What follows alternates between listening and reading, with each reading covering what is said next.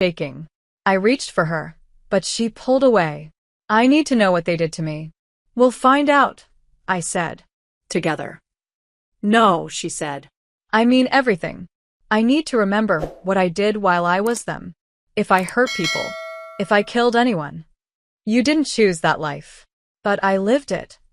Her voice broke. And I need to face it. I understood. Because she deserved the truth. Even if it broke her. Even if it broke us. I would stay by her side, no matter what. But as we packed up the room and prepared to leave, I knew one thing with absolute certainty. The organization wasn't trying to capture her anymore. They were trying to provoke her.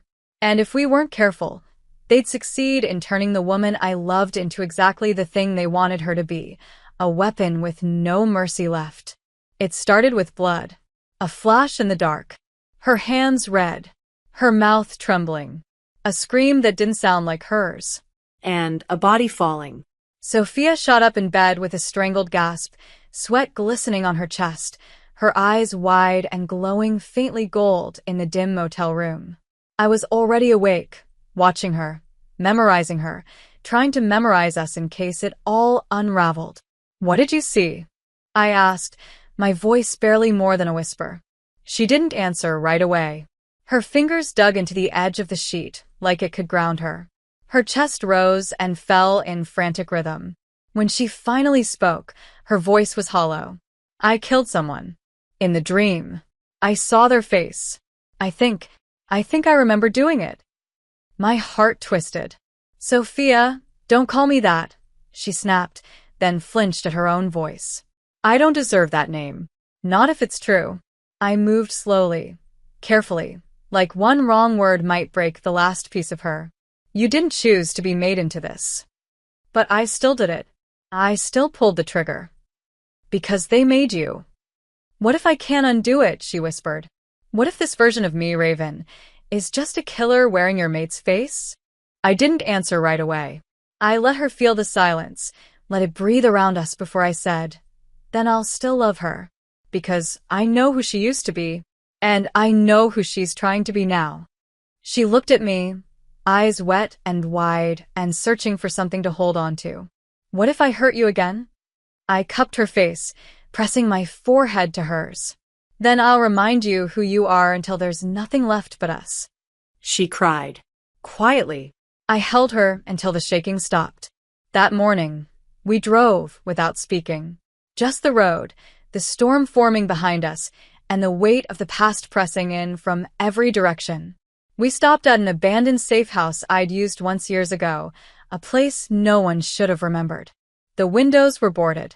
The power was out, but it was safe. Or at least quiet. She needed quiet to remember. And she did. Slowly. Painfully. Piece by piece. She remembered the restraints first. Cold metal against her skin. Voices speaking in clinical tones. The way they injected her with something that made her limbs go heavy and her mind split open. She remembered a man with a soft smile and dead eyes whispering, "You'll thank us one day." She remembered the mirror. The day she looked at herself and didn't know who she was. She remembered the first time they sent her into the field.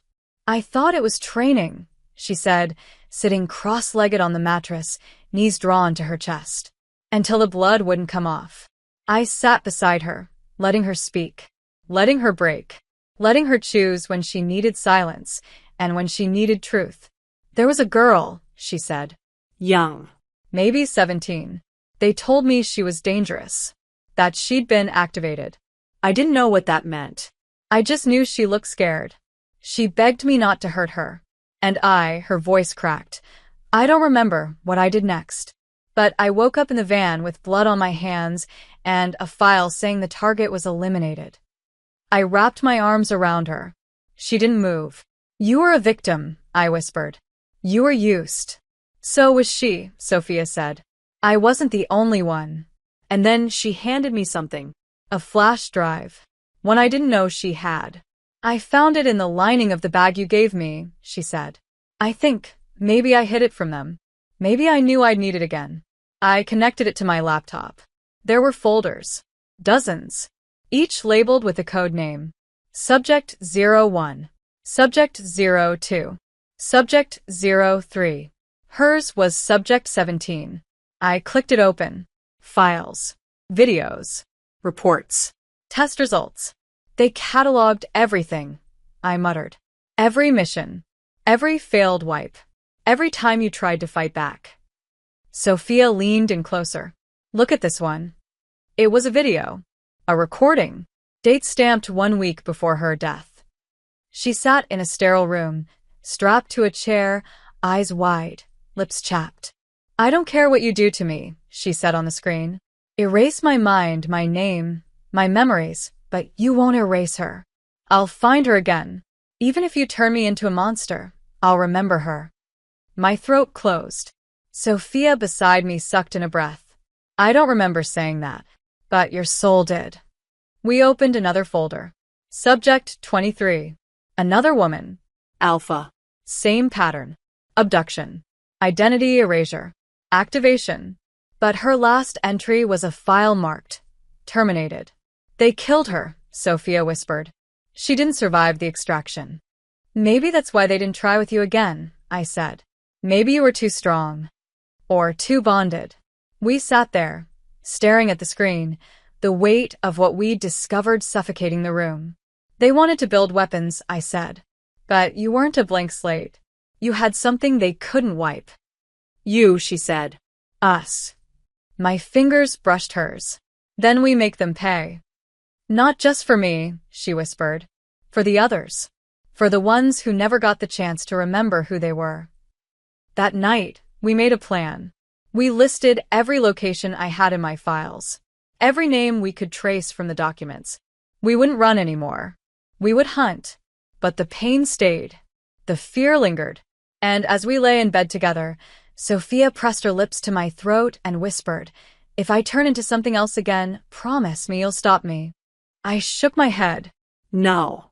I'll bring you back. What if you can't? Then I'll go wherever you go. Even into the dark.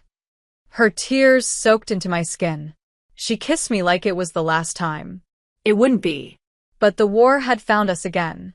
And this time, we were going to walk into it together. No mercy. No fear. And no more forgetting who we were.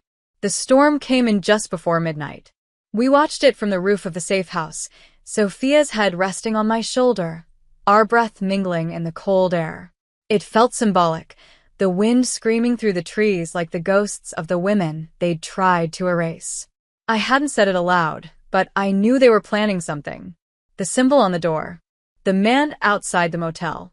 They were setting a trap. But the thing about traps is, they only work if you run.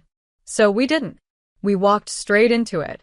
I'd found a location buried in the Subject 17 folder, a name, Dr. Haver, attached to mission logs and post-operative analysis reports. He was one of the ones who reconstructed her. I used to imagine what I'd do if I ever met one of them. How I'd take his life apart, piece by piece. But now I just wanted answers. We tracked him to a research facility disguised as a clinic outside the city. Sophia was quiet the whole drive. Her jaw clenched, her eyes distant, like something inside her was coiling tighter with each mile. If I see him, she finally said, I don't know what I'll do. Whatever it is, I told her, I'll be right beside you. Even if I lose control? Especially then. The clinic was too clean, too quiet. The kind of place where bad things happen behind locked doors and were signed off by people in suits. I posed as a patient. Nothing serious. A fake injury. An excuse to get in. Sophia stayed outside, watching through a camera hidden in my jacket. The receptionist led me to an exam room. I kept my breathing steady, my voice calm. I'd done this before, but this time felt different. Because the woman I loved was outside, watching the building where her soul had been broken. I asked for Haver by name. I said I had questions about a procedure. The nurse stiffened, then left. I didn't move. Seconds passed. Then the door opened, and he stepped in. Older than I expected. Mid-50s. Hair graying at the temples. Glasses. Calm eyes. Cold smile. You're not sick, he said immediately. No. You're not here for a checkup. No, he studied me. then exhaled like he was tired. You must be Marina Vale. My throat tightened. You remember me? Of course. You're the constant. He Saturday 17 wouldn't let go of you. Not even under sedation. Not even after 10 memory wipes. You always came back. Like a stain. She's not a number. She's a person. She was a person. Until she agreed to give herself up for you. I froze. What? You don't know, do you? His voice turned smug. She came to us. Voluntarily. Said she'd heard rumors about experiments that could transfer pain. Bonded pain. She thought she could take yours. That she could suffer in your place. I couldn't breathe. She begged us to do it. We told her it would require a complete identity reset. That we'd have to kill her, legally. Wipe her clean. She didn't care. She said you were dying inside. That she couldn't watch it happen. My heart shattered in slow motion. She thought she was saving you. She did save you. At least for a while. You turned her into a killer. We gave her purpose. She gave us consent. She didn't know what you were going to do. No one ever really knows what they're agreeing to when they say yes, do they? I stood. Rage thick in my throat. Where are the others? The ones like her? Dead. All of them. One might still be alive. Subject 21. She was unstable. More violent than Raven. Less controllable. She vanished during a mission gone wrong. We assumed she was dead. But if she isn't well, she's a bigger threat than anything you're imagining. I didn't say another word. I left the room. I walked straight out of the building and into the car. Sophia was waiting in the passenger seat, fists clenched, legs bouncing. I looked at her. She looked at me. You went in alone, she said. I had to. What did he say? He said you volunteered. Her face crumpled. No, you thought it would save me. So you let them take you. I didn't remember. You do now. She nodded slowly. Her hands shook. I didn't think they'd erase you. They didn't. You found me again. She looked up. What if I really did kill people, Marina? Then we live with it. How? Together. Her voice broke. I don't want to be a monster. I cupped her face, eyes burning. If you turn into a monster, I'll still choose you. I'll fight for you. And if you lose yourself, I'll bring you back again. Just like you did for me. Her mouth crashed into mine. Desperate. Fierce. We kissed like it was the only way to survive the guilt. Later that night, we stayed at a roadside inn. Cheap, quiet, empty. I showered while she sat on the edge of the bed, staring at the floor. I didn't hear her move. Just the door slamming. When I rushed out wrapped in a towel, the room was empty. She was gone. I found her 20 minutes later. She was outside, kneeling in the dirt behind the building, sobbing. They triggered something, she choked out. I can feel it. Something waking up inside me. Something cold. It's not real. It's in me. I dropped to my knees beside her, wrapped my arms around her, kissed her temple. Then let me in too. Let me hold you through it. She cried into my shoulder, her whole body shaking. Promise me if they turn me into her again, you won't let me hurt anyone. I promise I'll never let them take you from me again. Her voice dropped. You should have let me die. I pulled her face to mine. Never say that again. You lived. And now you're going to help me destroy every piece of them. She nodded, eyes fierce despite the tears. Then we need to find subject 21. And stop this before they awaken anything else inside you. She took my hand. Whatever happens next, don't stop loving me. I kissed her. That's the only part of me they could never touch. We found subject 21 living under the name Ava Corwin, in the ruins of an old wolf outpost near the southern ridge, a place the world had forgotten, but the wild hadn't. The air reeked of pine and old blood. Love what you've seen so far and want to help me keep creating these awesome stories on this channel? Then subscribe and hit the bell. Your subscription supports the channel and makes sure you get more exciting stories. The dirt road leading there was almost completely overtaken by overgrowth, and the only way to reach it was on foot for the final mile. I could smell her before I saw her. Feral, powerful, unstable. Not the kind of scent you ever forget. Sophia walked ahead of me, her steps confident, but I saw the way her shoulders tensed, the way her fists curled and unclenched at her sides. Whatever they did to her, it was waking up again. Slowly, quietly, like a monster rising under her skin. She won't trust us, Sophia said. She won't recognize me. She'll recognize what they did to you, I said. She'll know you're one of hers. I'm not sure that's a good thing. She wasn't wrong. When we reached the edge of the property, a voice rang out through the trees, sharp and laced with venom. Don't move. I stopped, slowly raised my hands. Sophia did the same. A moment later, a figure dropped from the trees like shadow given form. She was smaller than I expected, compact, wiry, hair shaved short, eyes sharp and gray like broken glass. And her scent, gods, her scent was agony and fire and pure rage. Ava. Subject 21. You smell like them, she hissed. Get off my land. We're not here to hurt you, I said. We need your help. You think I give a shit what you need? Her eyes flicked to Sophia. Froze. Something in her posture shifted just for a second. Recognition, maybe. Or suspicion. You, she growled. You were the favorite. I don't remember that, Sophia said quietly. I don't remember much. How convenient. Ava stepped closer, circling us like a predator. I remember everything. Every needle. Every time they made me rip someone apart. Every second I screamed, and no one listened. You just obeyed. You were their masterpiece. I didn't choose it. None of us did. Ava's voice shook. But you didn't fight. I did, Sophia said, stepping forward. I fought every damn day. You just don't remember me doing it. I remember your eyes, Ava spat. Empty, like they gutted your soul and left the shell. And now you want what? Redemption? I want to end them. Ava studied her for a long, tense moment.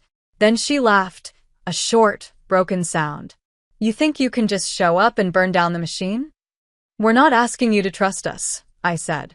We're asking you to help us destroy the people who made us enemies. Ava tilted her head. You're not one of us. No, I said. But I lost someone to them. And then I found her again, in a body they twisted into something she never asked to be. Ava's gaze snapped to Sophia. You're the dead mate? She was, Sophia said. Now I'm what's left. You want me to help you put a bullet in the head of every man in that building? Ava asked. Yes, Sophia said. Then you'll need more than conviction. You'll need blood. She led us inside. The place was a fortress made from scraps, metal sheets, reinforced walls, traps hidden in plain sight. Ava had turned survival into an art form.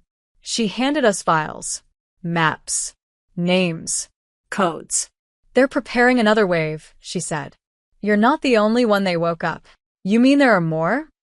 Sophia asked. Dozens. Some still sleeping. Some activated. Most of them don't survive more than a year. Why not? I asked. They break. Mentally. Physically. They're designed to be disposable. But you? Ava looked at Sophia. You lasted longer. That makes you the most dangerous thing they've ever made. You're the one they're going to come for first. They already are, I said. They tried to trigger her. She's barely holding on. Ava's expression hardened. Then you need to let her go. Excuse me? If she turns, she'll kill you. Don't pretend love is enough to stop it. It is, Sophia said. It has to be. Love doesn't erase programming. No, I said. But it rewrites it. Ava stared at us like we were fools. I hope you're right. Because when they send the next activation code, it won't be subtle. And if she snaps, she pointed to Sophia. You'll have to decide fast if you're her anchor or her target.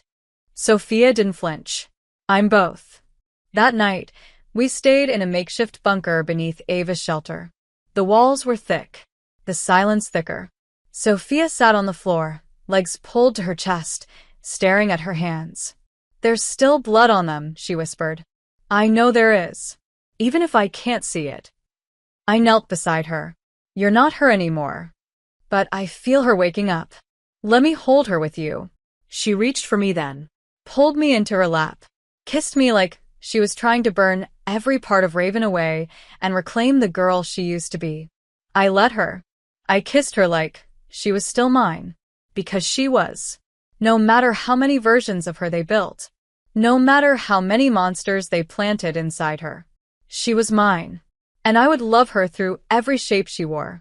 Later, when we lay on the floor tangled together, heartbeats echoing in the stillness, she whispered, "If I lose myself, I'll find you. And if I try to kill you, then I'll die loving you." Don't joke. I'm not. She looked at me like I was the only thread holding her together. I don't want to become her again. You won't. How do you know? I kissed her forehead. Because I see you. Right now. I see you. And they can't take that from me again. But even as I said it, I felt the tremor in her body, the way her fingers twitched, the distant look in her eyes. And I knew the trigger was close. And when it hit, I would have to make the choice I prayed would never come. I felt it happen before I saw it. One moment Sophia was asleep beside me, her breath warm against my throat, our legs tangled beneath the threadbare sheets, and the next her entire body tensed like a wire pulled to snapping. She gasped, sharp and raw, bolting upright, hands clawing at her chest as if something inside her was trying to tear its way out. I reached for her instinctively. Sophia, but she wasn't looking at me. She wasn't seeing me. Her golden eyes were wide, glowing too bright, and her mouth moved soundlessly before she choked out a single word. Code. Her back arched, and then she screamed. Not like someone in pain, like something being rewritten. Ava burst through the door a second later, wild-eyed, a gun in her hand. They did it, she snarled. They activated the trigger. How? Doesn't matter. She's going under. And oh, I grabbed Sophia's face, holding her as her body convulsed. Listen to me. You're stronger than them. You hear me? You came back once, you can do it again. Her hand slammed into my chest with enough force to throw me across the room. I hit the wall hard, pain blooming in my ribs, but I didn't stop. I crawled back toward her, even as she stood slowly, mechanically, every inch of her body shifting into someone else. She wasn't shaking anymore. She was still. Cold. Weaponized. Ava raised the gun. We have to put her down before she kills us both. Don't you dare. She's not your mate right now. She's mine always. Put the gun down. Sophia turned toward us. Her expression was blank. Her breathing was slow, calculated. Her eyes scanned the room like a hunter selecting targets. Sophia, I whispered. No reaction. Raven. Nothing. Baby, please. Her head twitched. A flicker. A crack in the programming. I stepped forward. Ava grabbed my arm. Don't. She's not in there. She is. I know she is. I walked toward her. One step. Then another. Slowly. Carefully. You don't want to hurt me, I said, voice steady despite the panic in my chest. You love me. You chose me. Her hand twitched. A faint movement at her side. A trigger finger tightening. They made you forget. I kept going. They made you into something cold. But I know you. I know your laugh. Your scent. The way you sleep with one leg out of the blanket even when it's freezing. I know you hate spicy food and love thunderstorms and always cry when you watch old movies. I know the real you, Sophia Vale. Her jaw clenched. Her entire body trembled. And then she moved. Too fast to track. 1 second she was across the room. The next she was in front of me, hand around my throat, slamming me into the wall hard enough to knock the breath from my lungs. Ava shouted, raising the gun, but I held up my hand. No, I rasped. Don't. Sophia leaned in close, her grip tightening, her glowing eyes boring into mine. Target, Marina Vale, she said in a flat, mechanical voice. Bond identifier. Compromise. My heart cracked. If you're going to kill me, I whispered, let it be with my name on your lips. Her breath caught. The grip faltered. Marina, a whisper. A memory. A thread. I saw her fight. Her entire body tensed, like something inside her was trying to tear free of a cage. "I remember," she gasped. "I remember your voice. Your laugh. Your scent. I remember our cabin. Our nights. Our vows." Her hand slid from my throat. "I remember us." She collapsed against me. Her knees gave out. I caught her, pulling her into my arms as she sobbed, shaking, clutching at my shirt like I was the only thing anchoring her to reality. "They almost took me again," she cried. "They were in me. But you came back," I whispered into her hair. "You always come back." Ava lowered the gun, her eyes wide with something like disbelief. "No one's ever resisted the code before," she said. "You just broke a leash that was welded into your soul." "She didn't do it alone," Sophia whispered. "She pulled me out." "Love doesn't rewrite programming," Ava muttered. "Apparently it does," I said. But we didn't have time to celebrate. Because 10 minutes later, the safe house perimeter alarms went off. Ava cursed, pulling us both to our feet. "They're coming," she hissed. "Probably to retrieve the asset." "I'm not theirs," Sophia growled. Her voice was different now. Stronger. Hers. She grabbed a weapon from the wall, checking the rounds like it was instinct. "If they want to come, let them." I looked at her, my heart pounding. "You sure you're okay?" "No," she said. "But I'm me. That's enough." We moved fast.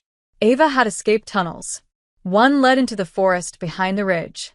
We fled through the dark, the scent of the enemy closing in. Sophia held my hand the entire way. Tight. Steady. Her breathing never faltered. I could feel it, the trigger was still inside her, but now so was I.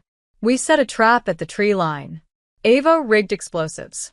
Sophia laid out a snare with surgical precision. I watched her work, watched her move, and for the first time I realized this version of her wasn't Raven or Sophia. She was both. And neither. She was something new, something fierce, something free. When the first agent crossed the threshold, she didn't hesitate. Sophia took him down with brutal grace, her body moving like water, lethal and beautiful. But when another came, a woman with the same blank eyes, the same controlled gait, Sophia froze. "She's like me," she whispered. "She's one of them." The woman lunged. Sophia didn't fight, just caught her midair, pinned her without hurting her. "You don't have to be this," she said. "You don't have to follow the code." The woman twitched. Her hands trembled. But then she screamed, not in fear, but agony, and blood sprayed from her nose as she seized in Sophia's arms. By the time she hit the ground, she was dead. "Failsafe," Ava said from behind us. "They'd rather kill their assets than lose them." Sophia stared down at the body, jaw tight, eyes haunted. She could have remembered. I placed a hand on her shoulder. "You're going to make sure the next one does." "Not if I can't break this," she whispered. "The code is still in me, dormant now, but what if they trigger it again? Then we'll build something stronger than their code." "Like what?" "Like us." And in that moment, I wasn't afraid. Not of her. Not of what she'd done. Not of what she might do. Because I'd looked the weapon in her eyes and still found the woman I loved. And now we had a war to win. The plan was simple. Break into one of the secondary Black directive control sites, extract any remaining programming data tied to Subject 17, and shut down the signal that had almost turned Sophia into a weapon again. Simple, except we were walking into a place designed to rewrite people from the inside out. And one of us had already been rewritten once. We moved at dawn. Ava secured transport, an old military-grade vehicle she'd modified herself, armor plating and jamming signals included. Sophia sat silently in the back, her eyes locked on the files we'd stolen, scanning every word with a focus that scared me. She wasn't trembling anymore. She wasn't afraid. She was preparing. I'd seen her like this once before, years ago, the night before we were ambushed, when she told me if anything ever happened to her, I had to keep living. I hadn't kept that promise. Not until she found me again. "It's not just about me," Sophia said suddenly, breaking the silence. "The signal they used, it's still active. I think it's tied to all surviving subjects. Maybe even more we haven't found. Then this site could hold the key, I said. We shut down the network. We free the rest. Ava didn't look up from the map she was marking. Unless they've already moved the core. Or upgraded it. They haven't, Sophia said. I'd feel it. That stopped us. Feel it? I asked. What do you mean? She tapped her chest over her heart. It's not just in my brain. It's in my body. My spine. My instincts.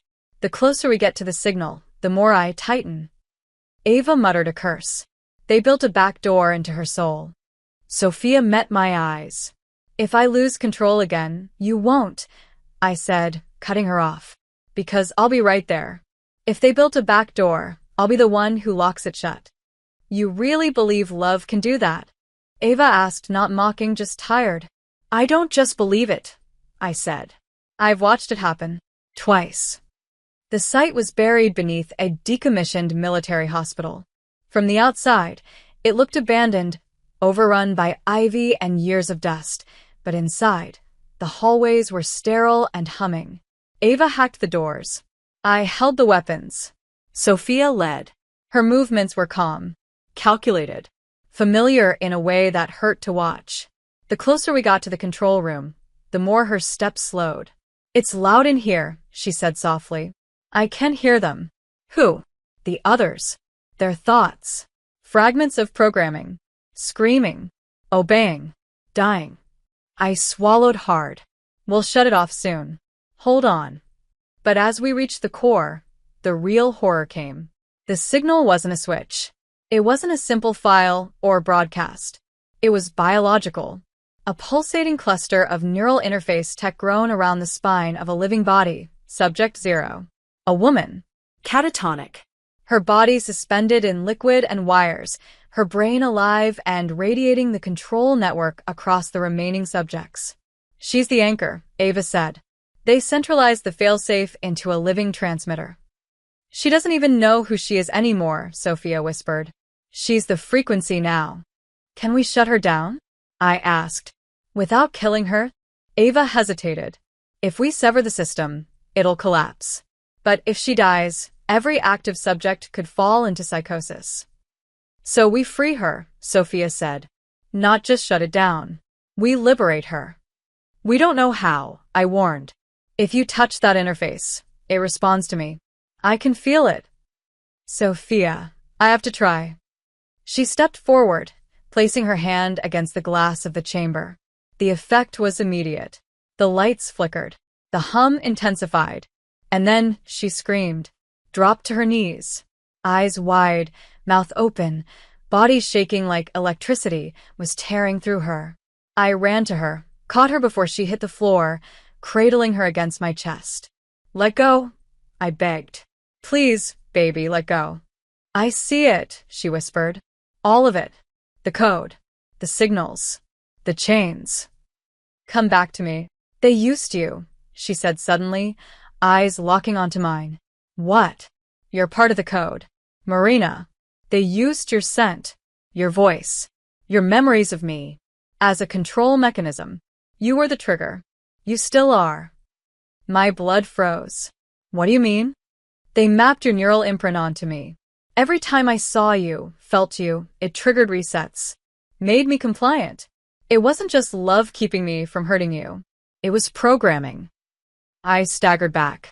No, but I fought it, she said, grabbing my hands. I chose you anyway. I choose you. You're saying, they turned your love into a cage. And I broke it. But that means, if they get to you, if they hurt you, I'll lose everything. Ava looked between us, horrified. Then we need to get the hell out of here before they use her against you again. But it was already too late. The alarm screamed. The room flooded with gas. Sophia shoved me behind a control console just as the doors burst open. Armed agents. Dozens. I saw red lasers cutting through the mist, the crack of stun rounds, the blur of bodies. And in the middle of it, Sophia. Moving like fire. Graceful. Deadly. But something was different. She wasn't robotic. She wasn't empty. She was herself. She fought because she remembered me. Because she remembered us. Blood sprayed. Screams echoed. Ava dropped 2 agents before they hit the ground. I grabbed a sidearm and joined the chaos. But I never lost sight of her. And she never looked away from me. Not once. She cleared the room in 7 minutes. Every agent down. Not all dead, just disabled. She let them live. When it was over, she stumbled toward me, her body shaking. I still feel her, she whispered. Subject 0. She's in my head. What do you need? I asked. Your voice. Keep talking. Keep me anchored. So I did. I talked to her. About the first time we met. The color of the sweater she wore that day. How she used to make tea and forget it on the counter because she got distracted reading. How her kisses tasted like honey when she was sleepy. How she whispered my name like it was prayer. And as I spoke, she climbed into the interface chamber and pulled the neural leads free, one by one. Subject 0 gasped. Then went still. Peaceful. For the first time, the signal stopped humming. Silence fell. We did it. We shut it down. The whole facility dimmed. Backup power flickered. Ava began destroying drives, erasing records. Sophia collapsed into my arms, exhausted but free. They can't touch me anymore, she said, voice rough. They can't use you to hurt me. You came back, I whispered. And I'm not leaving again, she replied. But deep down, I knew this wasn't the end. Because someone had designed that system. Someone higher. And they'd seen what love could do to their weapon. And next time, they wouldn't try to rewrite her. They'd try to erase me. The silence after the shutdown didn't last. We had maybe 12 hours before the full system failure triggered alarms across the continent. Ava worked fast, her fingers flying across keyboards as she buried virus strings deep inside the command lines, corrupting backup files, disabling external access, and wiping every trace of Subject 17's programming from the servers.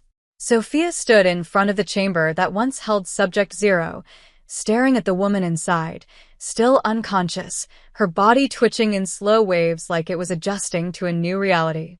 She's free, Sophia whispered. But I still feel her, like a thread tangled in my ribs. The connection will fade, Ava said. It wasn't real. It was just control dressed up as instinct. Control doesn't feel like grief, Sophia muttered. I reached for her hand. She took it instantly. We need to move, Ava said. They'll know we were here. And if what I found on that last drive is real, we're not dealing with a handful of survivors anymore. We're dealing with an army. What kind of army? I asked. Ava pulled a data stick from her pocket. They called it Project Requiem. You're not going to like it. We drove in silence until we reached a remote cabin owned by one of Ava's dead contacts. There, huddled around the last working laptop, we watched the files. Video logs, blueprints, cloning protocols, failed test notes, body storage systems, and then faces. Sophia's face. Over and over again. Slightly altered. Different eyes. Different skin tones. Some with scars. Others with surgical notes in the margins. They didn't just keep her data, Ava said quietly. They replicated it. Dozens of times. Maybe more. Clones, Sophia breathed. They cloned me. They refined you, Ava said. Tried to remove the parts that resisted. And then they restructured the bond sequence to match a new target. What do you mean? I asked. They rebuilt her bond. But they used your neural signature as the blueprint, Marina. You're in every clone's code. Your voice, your scent, your memories, your image. You're the anchor. My stomach dropped. They turned me into a failsafe? Into a trigger, Ava corrected. If they capture you, they could activate every clone at once. How many are we talking? Sophia whispered. Maybe 40, Ava replied. Maybe 400. I don't know. But I traced one signal. One prototype. The first full clone. And she's active. Where? North Facility. Hidden in the ruins of what used to be a recovery center. It's isolated. Quiet. But if she activates, the rest could wake in waves. Sophia stood. Then we go there. We find her. We shut it down. It won't be that simple, Ava warned. This one isn't just a soldier. She's the purest version. No hesitation. No guilt. No emotional resistance. She's what you would have become if they succeeded completely. Sophia looked at me. Then I need to face her. No, I said. We face her. Together. If she looks like me, Sophia whispered, and smells like me, what happens when you look her in the eyes? I'll still see you. She swallowed hard. They didn't just try to take me from you. They tried to take you from me too. I won't let them finish that. We geared up that night. Weapons. Stealth suits. Communications encrypted and shielded. I wasn't a fighter, not like them, but I didn't need to be. My weapon was memory. Was love. Was the fact that I still knew every version of the woman beside me, and no synthetic replica would ever hold a piece of my soul. The facility was buried in snow. Northern wastelands. Mountains taller than gods. We hiked for hours in silence, our breaths white in the cold. At the crest of the final ridge, Ava dropped to her knees and pulled binoculars from her pack. 3 guards. No alarms. But the structure's too small to be holding just one. What's underneath it? Sophia asked. Nothing, Ava said. That's the problem. It's a shell. A front. The real lab's buried. Then we go down, I said. And we destroy everything. We moved at midnight. The guards fell silently. Ava's blade work was brutal and efficient. Inside, the lab was pristine. Too pristine. Sophia tensed the second we crossed the threshold. She's awake. How do you know? I asked. Because she knows I'm here. The air inside shimmered. Almost like heat. But it wasn't heat, it was resonance. Familiar. Wrong. We turned a corner and froze. There she stood. The clone. The perfect replica. Except not quite. She was colder. Eyes harder. Movement sharper. Hair slicked back into a braid. Tactical suit. No scars. No hesitation. Her voice was emotionless. Subject 17, compromised. Initiate sequence override. Sophia stepped forward. You don't have to obey them. There is no them, the clone replied. Only mission. And what's the mission? I asked. Her eyes landed on me. And for the first time I felt it, the tug. The bond. False and distorted, but echoing the real thing. Secure the asset, she said. You're not bonded to her, Sophia growled. You're a copy. I'm the evolution. You're nothing, Sophia snapped. You're fragments of me, without the soul. You'll never have what I have. I don't need it, the clone said, raising her weapon. Because I am what you were always meant to be. Then shoot, I whispered, stepping in front of Sophia. Kill me. The original bond. The one thing standing between you and full activation. The clone's hand didn't shake, but she didn't fire. She trembled. Something's wrong, she said. The signal, it's not yours, I told her. Because love isn't code. And you're not her. Sophia moved like lightning. Disarmed her in one strike. The clone lunged, but Sophia caught her, pinned her, shoved her against the wall. I remember every scar, she hissed. Every scream. Every stolen second. And I earned my freedom. You're just synthetic grief. The clone broke free. The fight was brutal. Precise. Identical styles. It was like watching a mirror shatter itself. Ava tried to interfere. The clone knocked her out cold. I couldn't look away. Not until Sophia faltered. Just 1 second. Just one breath. The clone had her pinned, a blade to her throat, whispering, "This could have been easier." And then I stepped forward. Calm. Steady. Sophia. Her name. The real one. Her eyes flicked to mine.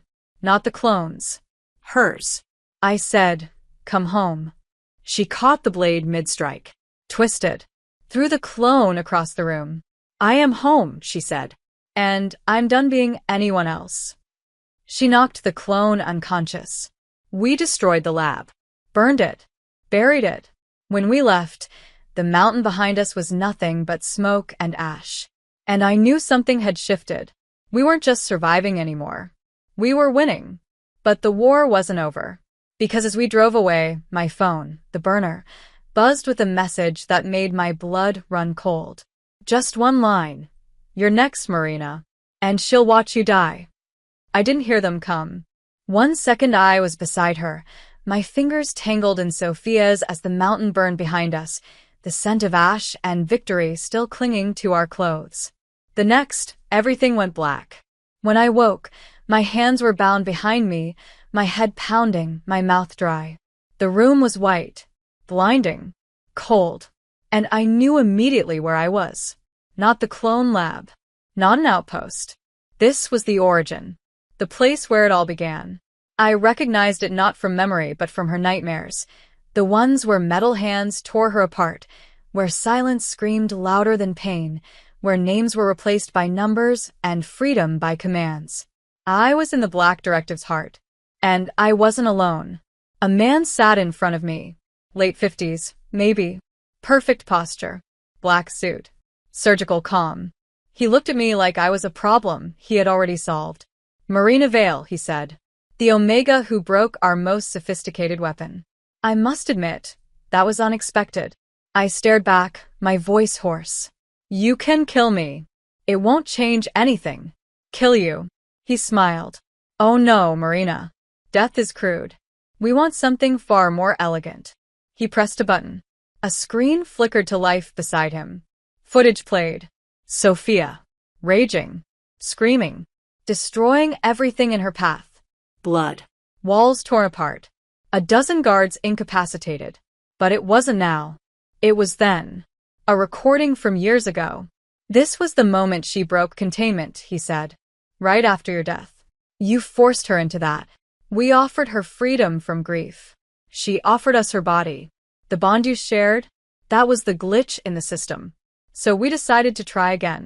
Rebuild her. But this time, with you inside the code." She's not yours. "She never was." "No," he said softly. "But you will be." I froze. "What?" "You're not here to die, Marina. You're here to be copied. Your mind, your memories, your scent, your entire bond signature. We're going to make you eternal." I spat at his feet. "You'll never have me. You're already here. And she's coming for you. Right on schedule." My heart slammed against my ribs. "Don't touch her. We won't have to. She'll come willingly. You are, after all, her favorite weakness." He left me alone after that. Hours passed. Maybe days. I couldn't tell. They drugged me, injected things into my neck, scanned my brain, played back memories I didn't know they had. My first kiss with Sophia. Our vows, whispered in the dark. The way she looked at me when I laughed too hard. They were turning my love into data, turning us into something replicable, controllable, disposable. Meanwhile, hundreds of miles away, Sophia felt the moment I was taken. She didn't speak. Didn't scream. Just stood in the middle of the road, eyes closed, as the bond between us pulsed once, then went silent. Ava tried to stop her. "You don't even know where they took her." "Yes, I do," Sophia said. "Because I remember dying there." "You're not ready. They'll expect you." Good. "Let them. You're not invincible." "I'm worse than invincible." Sophia turned toward the northeast, her expression carved in ice. "I'm in love. And they made the mistake of touching what's mine." She didn't wait for backup. She didn't strategize. She just moved. The old facility wasn't even supposed to exist anymore. The government had buried its coordinates, destroyed records, shut down satellites. But they forgot something. You can't erase a place that lives in someone's blood. Sophia found it by instinct, memory, rage. She crossed borders, mountains, cities, left a trail of destruction behind her, not to hurt, but to clear the path. She was a storm with purpose. And she was coming for me. I felt her before I saw her. The lights in my cell flickered. The walls shook. Guards shouted. Sirens wailed. Then silence. The door slid open. And she was there. Blood on her knuckles. Fire at her eyes. My name on her lips. Marina. I stood, my legs barely holding. "You came." You thought I wouldn't? They're going to. Not today. She pulled me into her arms like she was afraid I'd disappear again. We kissed like we'd survived 1,000 endings. But we didn't have time. She pulled back, her forehead against mine. They made copies of you. I saw them. Shelves of synthetic versions. I broke every one. But they still have the neural imprint. Then destroy it. It's not a file. It's a person. My stomach turned. What? They built a new host. A vessel. It looks like you. Moves like you. It even speaks in your voice. They plan to broadcast the signal through it, through your memories, and rewrite every active subject's bond. Sophia, I have to kill it. You'll be killing a piece of me. No, she said.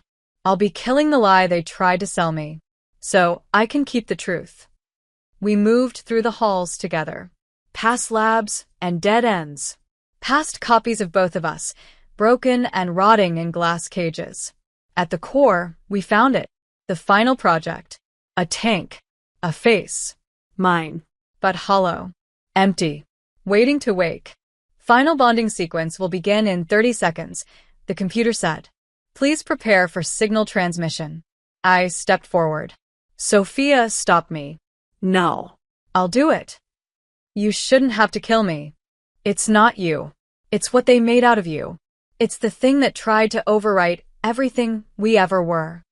She looked at the body, then at me. You loved me through death, through violence, through programming. Now, let me love you enough to erase the last thing trying to replace you. She raised her weapon. Her hands didn't shake. I love you, I whispered. Always. And I'll burn the world before I let it take you again. She fired. The tank shattered. The false me never opened its eyes. Sparks rained down. Smoke filled the room. And the signal? It died with the lie. We ran. The facility crumbled behind us. Sirens melted into ash. Above us, the stars returned. Cold. Distant. Eternal. Like us. That night, we didn't speak. We lay in a stolen bed in a nameless town, tangled in silence and sweat and relief. She kissed every scar on my body. I held every cracked piece of her soul. We didn't cry. We didn't need to. Because in the end, the bond wasn't made of code. Or chemistry. Or pain. It was made of choice. And she had chosen me. Again. And again. And again. The world outside didn't feel real anymore. After everything we'd burned, buried, escaped, and survived, the silence tasted like a lie. Sophia and I didn't speak much the morning after we destroyed the final replica. We didn't have to. Her fingers found mine under the sheets. My breath tangled with hers in the dim light of a world still unsure whether it deserved peace. And when she looked at me, hair a mess, skin bruised, eyes tired but clear, I saw it again. That thread. The one we chased through death and programming and rage. The one that never broke. Love, yes. But more than that, recognition. Of her. Of me. Of who we were before the world tried to rewrite us. Ava found us 2 days later. She hadn't asked where we were. Just tracked us through the damage. You too left awake, she said, dropping a cracked tablet onto the table. They're not rebuilding. Good, Sophia said flatly. They're doubling down, Ava added. Fragments of the neural data survived. Not enough to recreate the clones, but enough to infect the bond network. What do you mean infect? I asked. Thousands of omegas were already registered in the global mate tracking systems. Genetic data, compatibility markers, emotional imprints. Most of it was voluntary, but the directive intercepted those databases. So they're using fake bonds, Sophia muttered, her jaw tight. Exactly. They can't clone you anymore, but they can manipulate the natural connections between alphas and omegas, inject synthetic loyalty, obedience, desire. My blood ran cold. They're rewriting free will. Not everywhere, Ava said. Not yet. But there are already outbreaks in 3 zones. The omegas aren't acting like themselves. The bonds are off. Too perfect. Too fast. Too compliant. You know the pattern, Marina. I closed my eyes. I did know. I remembered the way I felt right after Sophia died. The way I nearly lost my mind trying to find purpose in something, anything. I remembered how easily grief could be twisted into obsession. I remembered how they'd taken Sophia and made her into someone who followed, who didn't ask why. They were doing it again, this time on a global scale. We have to stop it, I whispered. We don't have time for politics or protection protocols or waiting for councils to approve rescue ops. If we don't act now, I know, Sophia said, already standing. Then we fight. Ava looked between us, skeptical. How? You two barely survived the last wave. And this isn't a lab or a server farm. This is people. Thousands of them. Not soldiers. Not weapons. Victims. They don't need soldiers, Sophia said. They need a signal. A truth louder than the lie. And what truth is that? Ava asked. Sophia looked at me. Her voice was steady. Us. The plan wasn't simple. It wasn't clean. It wasn't even a plan, really. Just an idea. A hope. But we didn't need precision. We needed impact. We traveled first to the Northern Crescent, a territory filled with scattered wolf communes, most of which had gone silent weeks ago. The first pack we reached welcomed us in smiles, but their eyes were wrong. Flat. Empty. And the way the Omegas clung to their alphas, it wasn't natural. It wasn't love. It was possession. Let me talk to them, I told Sophia. She hesitated. You're sure? I have to be. We gathered them in a clearing. I stood before them, not as a warrior or a rebel, just as a mate, a woman who had lost everything and found something even more fragile, a second chance. I know what it feels like to be rewired, I said. To feel something and not be sure if it's yours. To want someone so badly it makes you question your sanity. But real love? Real bonds? They don't erase who you are. They amplify it. Some of them stirred. Others blinked. A few stared at me with pure confusion. The one I loved, I continued, was taken from me. Changed. Broken. And I still loved her. Not because they programmed me to, but because she was still in there. And I fought for her. And she fought her way back. I turned. Sophia stepped forward. Her voice low, but clear. They made me forget her. They made me forget myself. But she kept whispering who I was until I remembered. You don't need to obey, I said, turning back. You don't need to serve. You don't need to submit. You only need to choose. For a long moment, there was only wind. Leaves. Distant howls.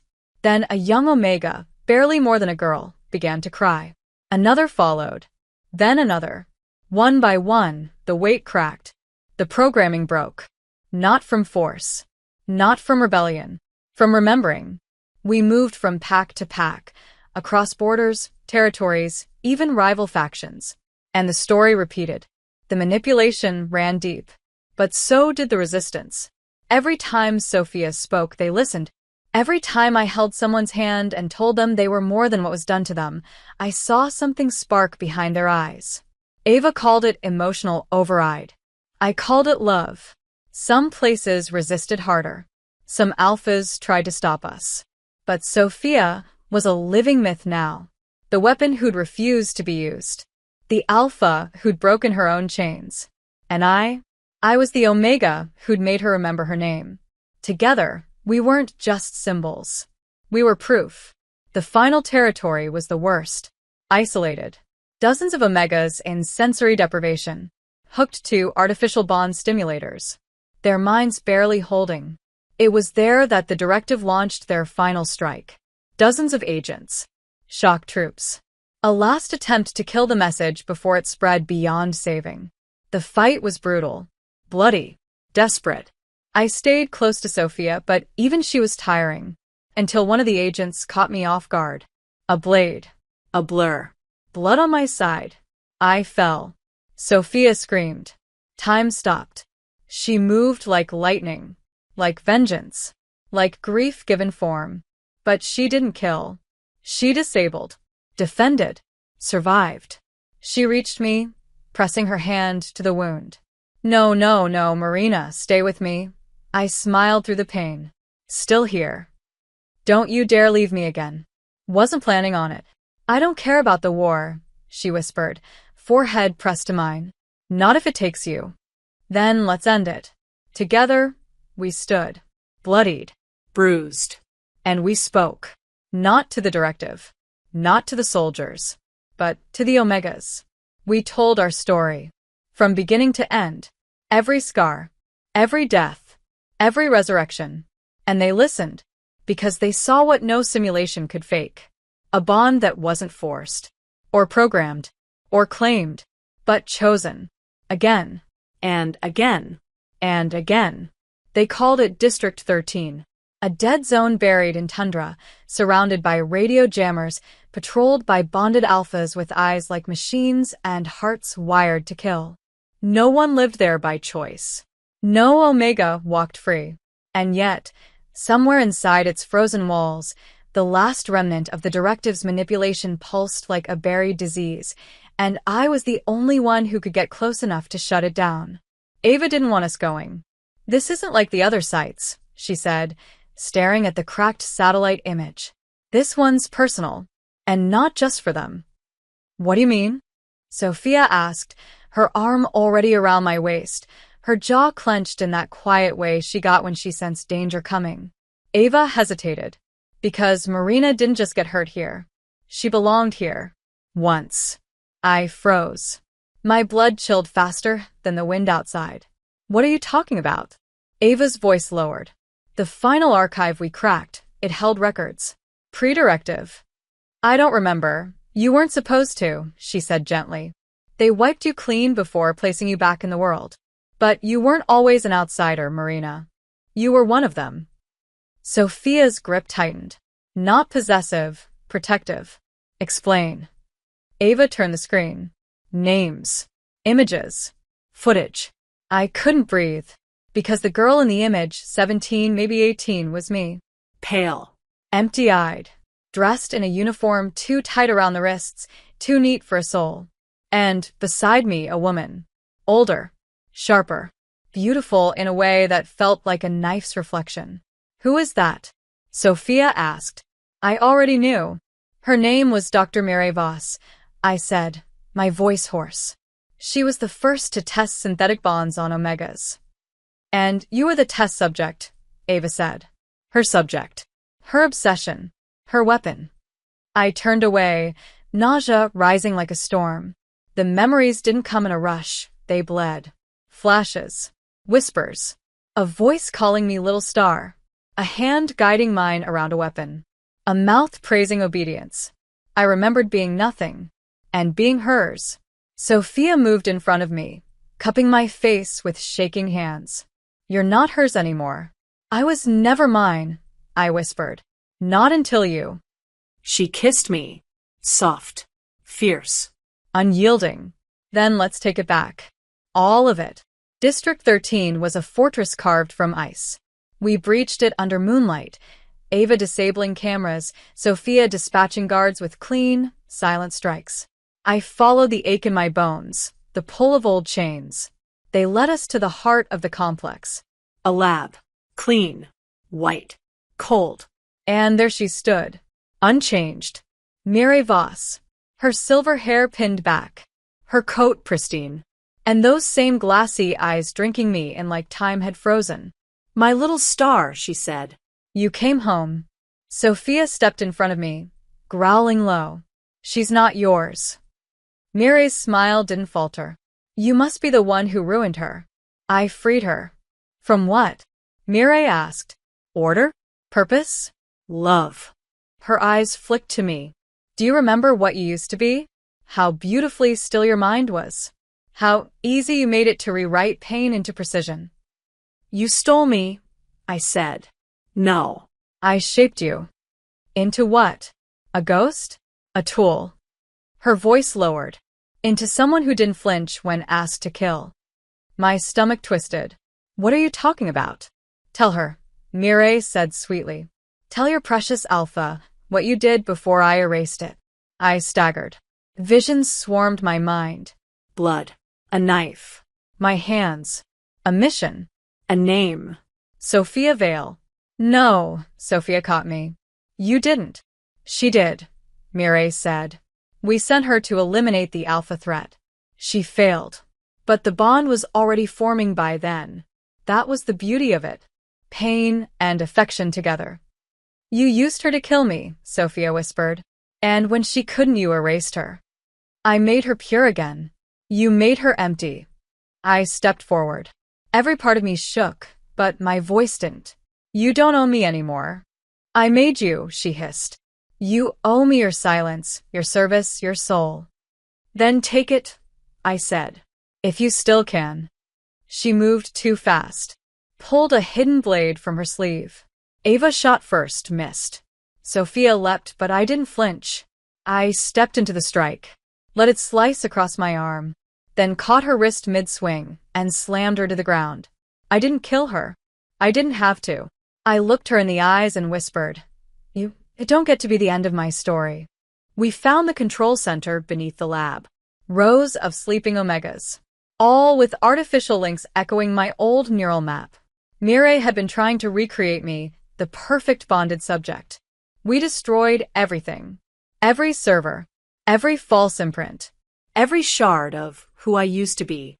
And when we walked out into the snow, Sophia pulled me close, her breath warm against my skin.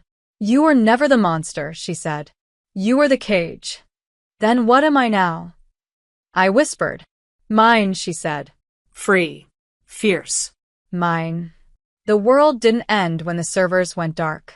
It didn't burst into flames or fall silent or tremble beneath our feet. It just kept going. Birds kept flying. Rivers kept running. People woke up in strange beds with memories that didn't belong to them and tears they couldn't explain.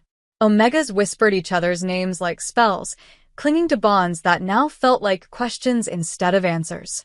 Survivors gathered in firelit circles and tried to make sense of what had been stolen and what had been real. And Sophia Vale? She saved the world. But saving it didn't save her. At first, I didn't notice the shift. She still kissed me like I was breath and blood. Still held me at night with her legs tangled in mine. Our skin pressed close like maybe we could melt into one person and forget where the scars began. But little things changed. She woke before me and left the bed without a sound. She stopped humming while she cleaned her weapons. She flinched when people smiled too easily, or when children laughed too loud. Her silence grew teeth. And I recognized the signs. Because I had lived inside that kind of silence before. The guilt. The ache. The unspoken belief that survival meant punishment. That love was something you didn't get to keep just because you came back broken. I caught her staring at me once, in the dim kitchen of our temporary shelter. Her tea had gone cold. Her hands were clenched. What is it? I asked. Nothing, she said too fast. Just thinking. Don't lie to me, Sophie. Her jaw twitched. You're not the only one with ghosts, Marina. I don't need you to be perfect. Maybe I need me to be. I crossed the room, cupped her face, kissed the edge of her trembling mouth. You think I fought through hell just to watch you drift away from me? I'm not drifting, she whispered. I'm trying to protect you. From what? From me. The words shattered between us. She pulled back, but I didn't let go. You're not a weapon anymore. Aren't I? She asked, voice breaking. They used my body to kill, my mind to manipulate, my love to control. How am I supposed to believe I'm not a threat to you? Because I know you. You know this version of me, the one you brought back. But what if that's not all I am? What if the darkness is still inside me? Then I'll hold the light for both of us. She closed her eyes, breathing like it hurt. You deserve someone who isn't a constant fight. I don't want peace if it means losing you. You say that now, but one day, don't, I snapped. Don't tell me who I'll be. You don't get to choose what I can survive. You already did, she said softly. You survived me. No, I said, tears rising. I survived for you. There's a difference. That night, she didn't come to bed. She slept on the floor outside our door like a soldier on watch, like distance could keep me safe. I let her. For one night. But in the morning, I knelt beside her, pressed my mouth to her temple, and whispered, "Come back." She looked at me, eyes red. "I'm not gone. Not yet. But I see the edges of you fraying, and I won't stand by while you bleed alone. I don't know how to stop." "Then let me remind you." So I did. I touched her like a vow, kissed her like a protest, traced every scar with lips and fingers and tears until she remembered that this body didn't belong to pain. It belonged to us. I made love to her slowly, reverently, whispering her name like prayer, like promise, like home. And when she came undone in my arms, sobbing and shaking and gasping my name like it was the only truth she had left, I held her tighter. "You're not broken," I said. "You're just tired. And I've got you. As long as it takes." After that, she stopped sleeping outside the door. She started talking again, soft at first, telling me about the memories that came back in fragments, about the faces she couldn't forget and the names she wished she could. She told me about the versions of herself she hated, the ones she had to become just to survive. And I told her mine. The years I lived fueled by vengeance. The times I looked in the mirror and didn't recognize the woman staring back. How I used to fall asleep imagining what I'd say if I ever saw her again, the killer, the stranger, the one who stole my mate, only to realize I'd been speaking to her all along. And loving her anyway. Sophia started helping the others too. Not with orders or missions, with presence. She taught Omega survivors how to fight, how to walk tall, how to trust their instincts again. She let them ask about her past, and didn't flinch. She even laughed sometimes. Not often. But when she did, it was a sound that made people turn toward the sun. She was healing. Not because she was trying to be who she was before, but because she was letting herself become something new. Something soft. Something strong. Something hers. One night, weeks later, we stood by the ocean. The wind was cold and sharp, the sky clear. I was barefoot in the sand. Sophia came up behind me, wrapping her arms around my waist, her chin resting on my shoulder. "You still believe in us?" she asked. I leaned back into her. "I don't believe. I know. Even after everything I've done? Especially after." "Why?" I turned in her arms, cupped her jaw, looked her in the eyes. "Because you keep choosing me, even when you're falling apart." Her breath hitched. "I love you, Marina." "Say it again." "I love you." "Then stay. Always." And she did. That night, we walked home under the stars. No war. No weapons. No programming. Just two women who had crawled through hell, rebuilt themselves from ashes, and found their way back, not to who they were, but to who they wanted to be. Together. The world didn't go back to the way it was. It never could. Not after everything that had been taken, destroyed, revealed. The councils fell. The bloodlines that once dictated who led and who obeyed crumbled into stories no one cared about anymore. In their place, something new grew, slow, uneven, but real. Packs started forming communities, not hierarchies. Alphas stopped claiming and started asking. Omegas stopped hiding. They trained. They learned. They ruled beside their mates. Survivors became leaders. Voices that once shook in silence rose in defiance and rebuilt the laws in their own words. And everywhere we went, they remembered us. Not as myths, not as weapons. As women who had been broken and still chose love. Women who didn't just survive what was done to them, they refused to pass that violence forward. It started with letters, requests, invitations. "Come speak at our gathering. Help us rebuild the Bonds Council. We need a voice that understands what was lost." Sophia hated every one of them. "They want to make us symbols," she muttered. "They want us in front of microphones, talking like we didn't burn cities to get here." "We didn't burn them," I said, brushing her hair behind her ear. "We freed them. We bled for this, Marina. We killed for this. And we're still breathing. That means we decide what comes next." We didn't say yes at first. We weren't ready to be public, to let the world into the soft, quiet life we'd built. We had a cottage by the sea, A porch. A crooked fence Sophia pretended to hate fixing. A bed that never felt cold. I woke up to her laughter. To coffee she always made too strong. To her arms around my waist while I tried to cook. "You'll burn it again," she teased. "Then you'll eat it anyway." Damn right I will. We lived like people who had almost lost everything, which is to say, we lived with intention. Every kiss, every word, every time I caught her looking at me across the garden like I still surprised her, it was sacred. But the world kept knocking. And eventually, we opened the door. The first gathering was small, 30 leaders from different packs, each chosen by their communities, each carrying stories like open wounds. Sophia stood beside me, quiet at first, letting me speak. I told them about love, about grief, about how I'd hunted the woman who killed my mate only to fall in love with her again. I told them about choice, about how no bond, no scent, no instinct was stronger than the decision to stay. And then they asked her to speak. She looked at me like she might refuse. I took her hand. She squeezed it. And then she said, "They built me in a lab, tried to turn me into a weapon. And they succeeded until she looked me in the eyes and called me home." I broke their control because she reminded me who I was. Not just an alpha. Not just a soldier. A woman. A mate. A person who gets to decide what she's worth. Silence followed. And then a young Omega from the crowd stood and said, "I was one of the bonded. I didn't know what love felt like. But I think I do now." That's when we knew. We weren't just healing ourselves anymore. We were holding space for others to begin their own stories. After that, everything changed. A new council formed, not of politicians or legacy leaders, but of survivors. They didn't ask us to lead with rules. They asked us to lead with truth. So we said yes.